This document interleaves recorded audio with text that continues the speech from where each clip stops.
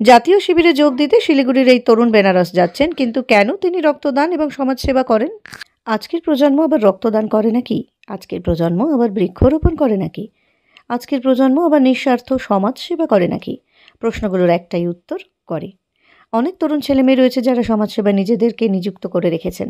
আজকের প্রজন্মের কিছু অংশ কোনো চাকরি না পেয়ে দিশাহীন হয়ে পড়লেও একটা বড় অংশ কিন্তু এখনও স্বামী বিবেকানন্দের আদর্শে উজ্জীবিত হয়ে দেশ ও সমাজের কাজ করে চলেছেন। এমনই এক ব্যতিক্রমী তরুণ হলেন শিলিগুড়ি দক্ষিণ শান্তিনগর নিবাসী অনুপ বিশ্বাস। কলেজ পাশ করে এখন স্নাতকোত্তর স্তরে পড়াশুনো করছেন অনুপ। এরই মধ্যে রক্তদান, ক্যান্সার আক্রান্তদের চুলদান, HIV/AIDS-এর বিরুদ্ধে সচেতনতা বৃদ্ধি প্রভৃতি নানা কাজ করে দৃষ্টান্ত তৈরি করেছেন অনুপ। HIV/AIDS-এর বিরুদ্ধে ধারাবাহিক সচেতনতার প্রচার করে ইতিমধ্যে রাজ্য সরকারের স্বাস্থ্য প্রশাসন অনুপকে পুরস্কৃত করেছে। আবার অনুপ জাতীয় পুরস্কারের শিরোপাও পেয়েছেন তার সামাজিক কাজের নমুনা হিসেবে। এবার ভারত সরকারের ক্রীড়া ও যুব কল্যাণ দপ্তর উত্তরপ্রদেশের বেনারসের সীমান্তবর্তী রাজ্যগুলোতে সংহতি বোধের উপর এক জাতীয় শিবিরের আয়োজন করেছে। সেই শিবিরে বাংলা দলের নেতৃত্ব দিচ্ছেন অনুপ। বিভিন্ন প্রতিকূলতা উপেক্ষা করে অনুপ এগিয়ে চলেছেন স্বামী বিবেকানন্দের আদর্শকে সামনে রেখে। রাষ্ট্রপতি পুরস্কার প্রাপ্ত তরুণ পল্লব বিশ্বাস অনুপকে উৎসাহিত করে চলেছেন। এই অনুপদের মতো তরুণের সংখ্যা সমাজে যত বেশি হবে, ততই আগামী পৃথিবীটা সুন্দর থেকে সুন্দরতম হবে। বেনারসের জাতীয় শিবিরে অংশ নিতে যাওয়ার আগে কি বলছেন অনুপ, কেন তিনি রক্তদান করেন, কেন তিনি সমাজসেবার কাজে নিজেকে জড়িয়ে রেখেছেন, চলুন শোনা যাক অনুপের মুখ থেকে। নমস্কার দর্শক বন্ধুরা, আজকে আমরা উপস্থিত হয়েছি শিলিগুড়ির যে শান্তিনগর, দক্ষিণ শান্তিনগর পাইপলাইন, সেখানে আমাদের সামনে এখানে এক তরুণ রয়েছে অনুপ বিশ্বাস। তো অনুপের সঙ্গে আমরা কথা বলবো, কিছু ওর কাছ থেকে বার্তা নেব, যেটা আমাদের পজিটিভ ভাইব যাকে বলে। কেন একটু আমি সংক্ষেপে বলছি, বাকিটা ওর মুখ থেকে শুনবো। আপনারা জানেন যে এখন একটা নেগেটিভিটির অনেক একটা বাতাবরণ চলছে বিভিন্ন ক্ষেত্রে, সেইখানে কিন্তু পজিটিভ বা ইতিবাচক মানসিকতার ছেলে মেয়ে অনেক আছে। তো এরকমই এই অনুপ, ওকে আমরা শীঘ্রই সম্বর্ধনা দেব ও দু একদিনের মধ্যেই উত্তরপ্রদেশের যে বেনারস রয়েছে সেখানেও যাচ্ছে। বাংলা থেকে 4 জন যাচ্ছে, তাতে ও নেতৃত্ব দিচ্ছে। সেখানে একটা জাতীয় শিবির হচ্ছে। ভারতবর্ষের যে সীমান্তবর্তী অঞ্চলের যে 7খানা রাজ্য রয়েছে, সেই রাজ্যগুলো থেকে সব প্রতিনিধিরা আসবে। সীমান্তে সংহতি বোধ, সীমান্তের মধ্যে মানুষে মানুষে মেলবন্ধন কিভাবে হতে পারে, তার সংস্কৃতি, তার মনুষ্যত্ব বোধ প্রভৃতি বিষয় নিয়ে সেখানে একটা শিবির হবে বেনারস, উত্তরপ্রদেশে। সেখানে এই শিলিগুড়ির যুবক অনুপ সেখানে যাচ্ছে। অনুপ শিলিগুড়ি সূর্য সেন কলেজ থেকে স্নাতক হয়েছে, এখনো MA পাস পড়ছে, master of social work, master of social work. তার আগে একটু বলে নিও, সমাজসেবী। আজকাল খুব ছেলে মেয়েদের, নতুন নতুন প্রজন্মের মধ্যে বা তরুণ সমাজের মধ্যে একটা প্রচার আছে যে তাদের মধ্যে সেইভাবে সামাজিকতা, মনুষ্যত্ব বোধ এগুলো নাকি কমছে। এই কথাটা পুরোপুরি সত্যি না, আছে কিন্তু ভালো আছে। যেমন এই অনুপের সঙ্গে কদিন আপনারা সঙ্গে দেখেছেন যে পল্লব বিশ্বাস, আমরা খবরের ঘন্টায় তাকে সম্বর্ধনাও দিয়েছি, রাষ্ট্রপতি পুরস্কার পেয়েছে। এই প্রজন্মের তরুণ প্রতিভাবান, যে জলডুম্বুর ইস্টার্ন বাইপাসের পাশে তার বাড়ি, সেই অনুপের সঙ্গেই থাকে, অনুপের থেকেই অনুপ্রাণিত হয়েছে। তাছাড়া নিজেও ওর মধ্যে চিন্তা ছিল, পল্লবের কাছ থেকে অনুপ্রাণিত হয়েছে। অনুপ সমাজ সেবা করে, রক্তদান করে, গাছ লাগায় এবং রাজ্যের স্বাস্থ্য দপ্তরের কাছ থেকেও পুরস্কার পেয়েছে। ওকে নিয়ে বসার কারণ এমনি এমনি না, রাজ্য স্বাস্থ্য দপ্তর থেকেও পুরস্কৃত হয়েছে। HIV/AIDS এর উপর সচেতনতা বৃদ্ধি করার জন্য কাজ করেছে। 365 দিনে প্রতিদিন একটি করে গাছের চারা রোপণ করেছে।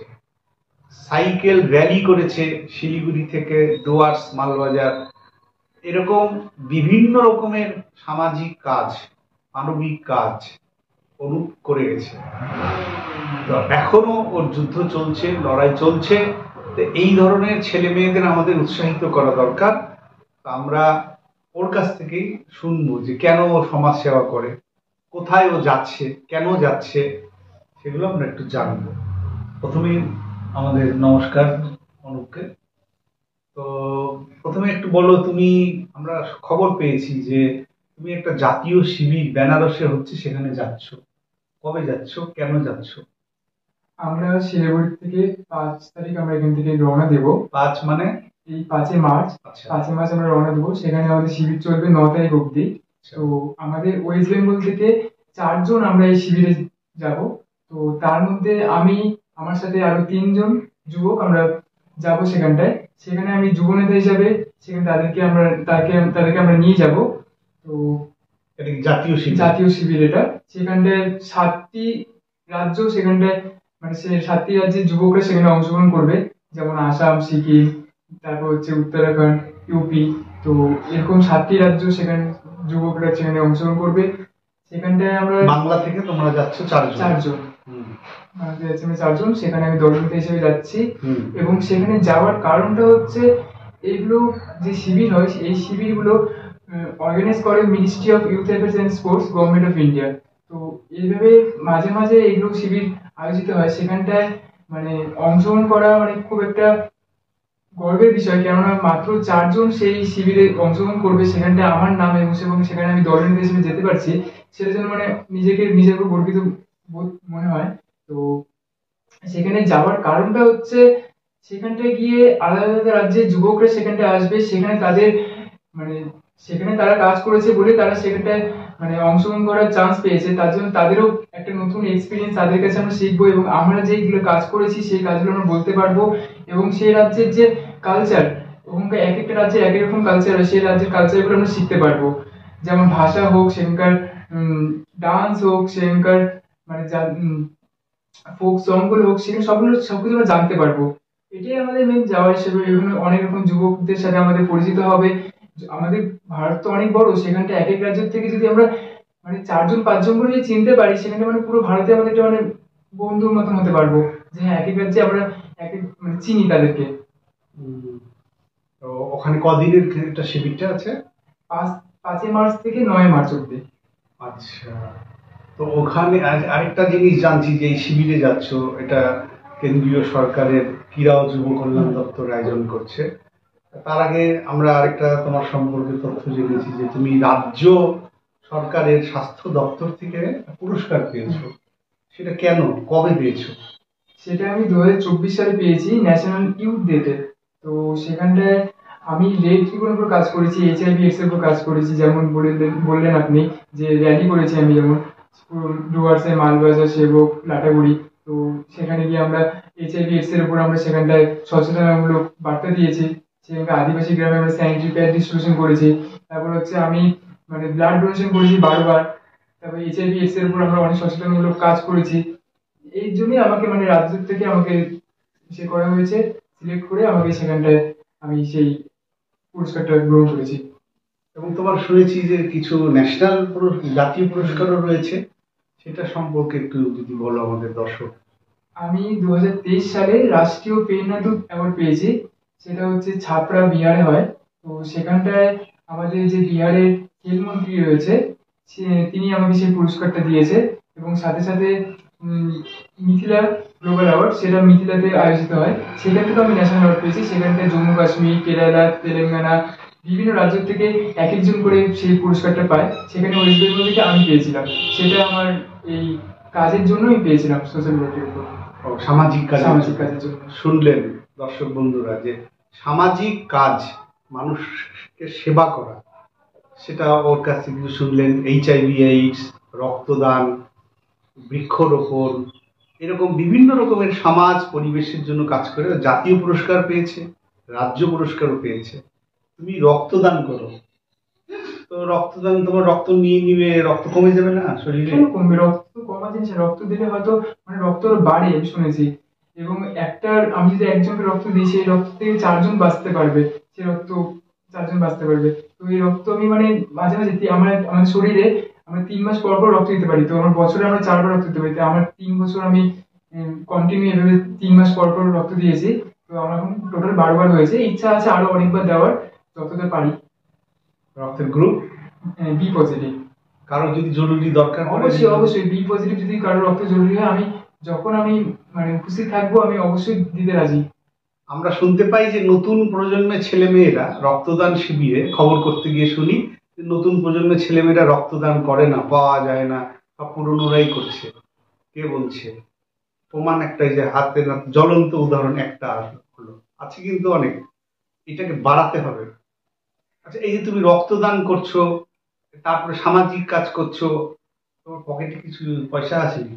না না, কোনো পয়সা নেই। এটা রক্তদান তো আমাকে মানে রক্ত দিলে তো কেউ হয়তো টাকা দেয় না, বা টাকা নিবো কেন? সেই রক্তটা হচ্ছে ঠাকুরের দেওয়া, সেটা মানে ভগবানের দেওয়া। সেই রক্তটা যদি বিক্রি করে মানে সে করি, সেটা মানে নিজের বিবেকেই হবে না বা আসবে না। তো রক্ত তো বিক্রি করি না, বা বিক্রি করার মতো কোনো রকম মনোভাবও নেই। এরকম শুনেছি রক্ত বিক্রি করে একজন খায়, কিন্তু এগুলো মনোভাব মানে খুবই নিচু, আমার মনে হয় নিচু প্রকৃতির মনোভাব এগুলো। তো এবং কোনো পকেটে টাকা পয়সা আসে না। এটা আমার ইচ্ছা পুরোটা, যে সমাজের উপর কিছু তো একটা করতে হবে।